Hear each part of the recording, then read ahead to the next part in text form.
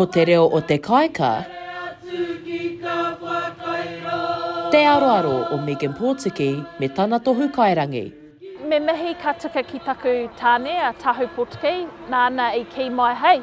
He tino kaupapa tēnei, me aro atu koe ki te matanga o te reo, i te mea kua mate te reo kraua ki o tātou kainga ki roto kaitahu.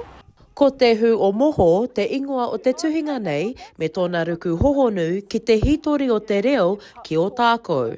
He maha ngā take i mimiti haere te reo Māori ki te pā Ōtākou, ka mutu ko ngā rawa o te Pākehā, tētahi waihanga nui. Ko tētahi ko te mātauranga Pākehā, ko tētahi ko ngā hāhi me te kraitiana.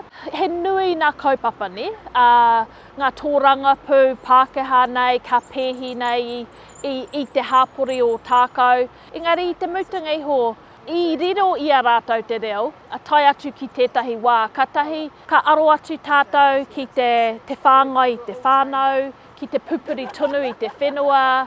Ko te reo Māori, he reo Māori noa, i tukua e rātou te reo, kia moe. Heoi anō i ēnei tau kua pahure, ko ara ke rā ngā rautaki whakarau ora reo hei hāpai i te pā nei. E nui no atu ngā rautaki, ngari ko tahi manu kaika ka he tino tērā. I te mea nā tahu hoki tērā i timata me hana. Mā tērā te reo ora ai, engari mā wetahi whānau hoki me tō rātou kaha ki te pupuri, ki te reo, ki te kāinga, pērā ki te whānau Cassidy. Wetahi tangata i haere ki te ako i te reo Māori, ka tahi ka pua wai, ki wetahi kokona o Ōtākou, engari kei te piki te ora o te reo.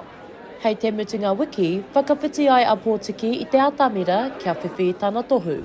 Ko tāna, mō ana tamariki te take o tēnei tuhinga. Kia ngā wari tā rātou haere. Kia titiro ki te pukapuka me te ki, ara te kōrua māma, ara te kōrua pāpa, ana i te rauemi kia whai i taua kōrero. E hara i te mea ka tini te ao, engari he kōrero mō waku tamariki. Mō tātou, mō kauri, muri ake nei. Shakaila Andrews Alapaki, Tahu News.